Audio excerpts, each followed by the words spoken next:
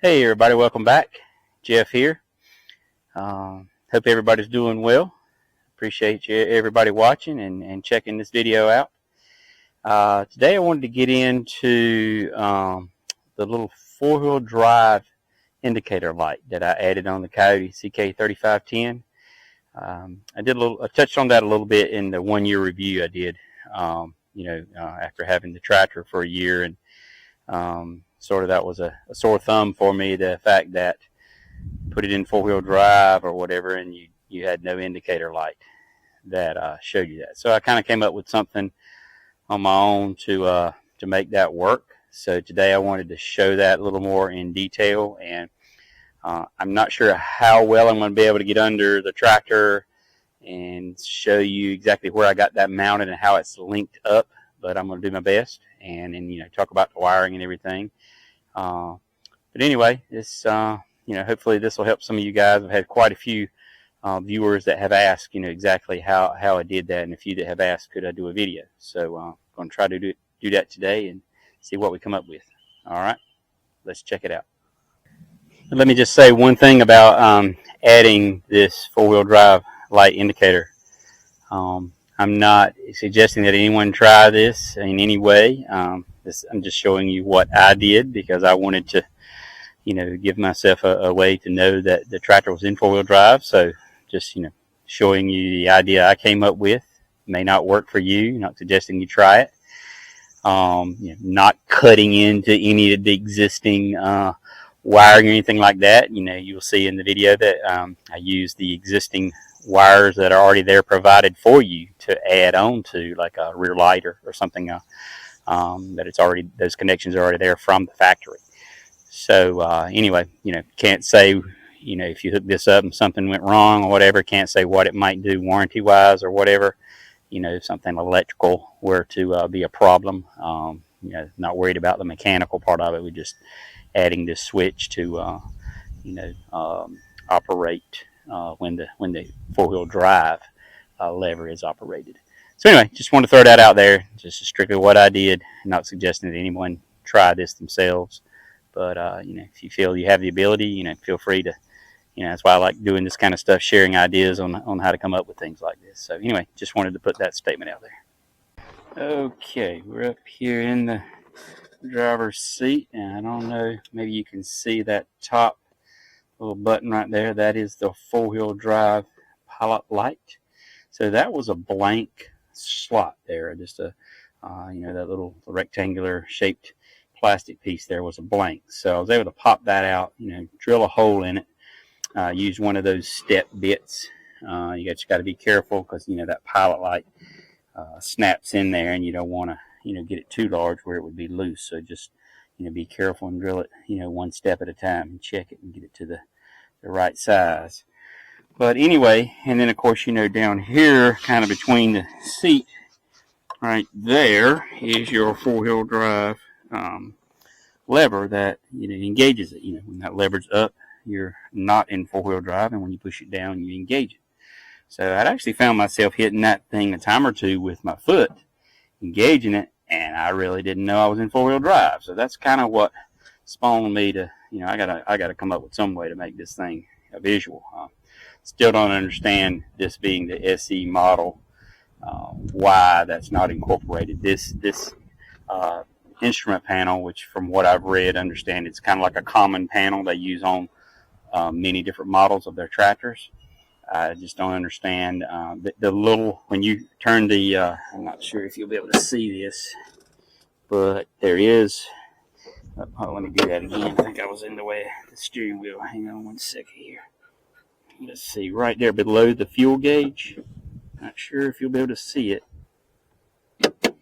but there is, about midway there, a little indicator. So the indicator is built into the electronics of the instrument panel, but they just don't have anything to feed back to light up that light to say I'm in four-wheel drive. To me, that's a no-brainer. It should be a part of the standard options on the tractor, but it's not. So anyway, so what I did, and like I said, we'll get under here and see if we can see it a little better. And where I've got this tied in electrically, it is made with the ignition switch powers it. So, okay, folks, I'm not sure how good you can see that light, how well that shows up or whatever. But anyway, I'm going to just turn the ignition switch to the on position, so the tractor doesn't have to be on as long as you got the ignition switch on. Alright, now down here, the four-wheel drive lever. I'm going to keep the camera right there, and you can see when I push that lever to engage it.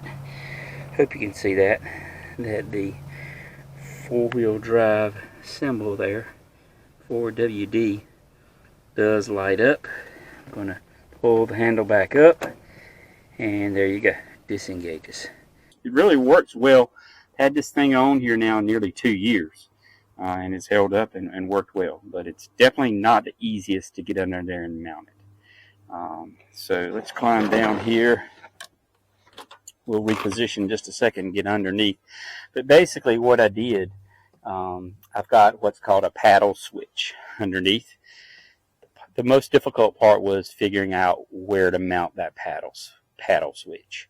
And I got an extra one over here. I'll grab that in a minute. We'll take a close look at it. But I've got that paddle so that the little arm on the paddle, when you press down, it pushes the arm down to make the contacts on the switch. When you pull it up, it pulls the arm on the switch up to break the contacts. All right, give me just a second, and I'll go grab the switch and kind of show you what it looks like. Okay, there's the switch. It's nothing fancy. It's in the HVAC world what we call like a pan switch. It mounts to like the auxiliary drain pan under a unit that may be in an attic space or whatever, that you don't want the water, if it gets in the pan, you want it to overflow. And on the end of this little arm here, there used to be like a little styrofoam, that would make the switch, when the water got in there, would make it float up. So it's a very generic thing. It's nothing fancy, nothing. I'll put a link in the description to, I believe it was Amazon, that I got the pilot light. I want to say it was like 12 or 15 bucks. It's just a 12-volt four-wheel drive light. And then these are actually some that we had at work that were brought back from a job. We don't really use these anymore. I've got something that's a little better nowadays. But the one I had a little clip on it, and that's what I used to mount it. This one does not. So you've got this little silver bracket that kind of holds the switch itself, on that. So you just got to figure out a way to drill a hole in this bracket. You can get some little, something like this and bend it. You just got to get under there and figure out where to mount this thing so that as this arm goes up and down, I'm not sure if you can hear this. You can actually hear that switch make and break. But you just got to figure out how to get that arm lined up so that when you push it, it pushes the switch down. When you pull it back up, it releases. I actually ended up bending this metal around the arm and kind of putting a cable tie on it so it would stay secured. But like I said, the main thing is figuring out where to mount it. That's the difficult part. It's kind of tight under there, and getting your hands up into space is a little difficult. But anyway, I'll get under there and see if I can get you some kind of video on how it's mounted. Okay, folks, here we are under the left side of the tractor, right here underneath the floorboard, right beside the left tire here. So I'm not sure if you're going to be able to see this well. I'll do my best, but I'll try to get the camera up. I don't know if you can see right here the gray bar that's coming through the wall going out to the front. That is the engagement lever for the four-wheel drive. And I don't know if you can see right there. I'll try to get you a view up here, and from down below is the zip tie that I have the little metal arm, the paddle. And that paddle it is a bendable piece of metal, so you can kind of position it and bend it as you need it. But you can see where it's strapped to that bar. So obviously as that bar goes up and down, it will make and break the contacts of the switch.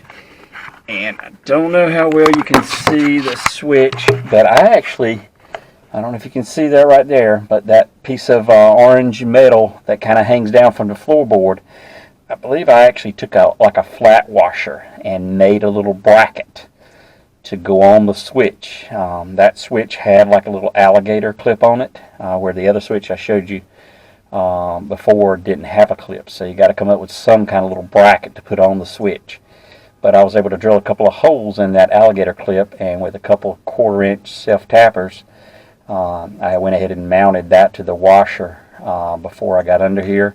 And then with my angle drill, and it has to be a really tight, close angle drill to get in there to drill the hole where you can see that I bolted the washer onto that orange plate up top there. I hope you can see that.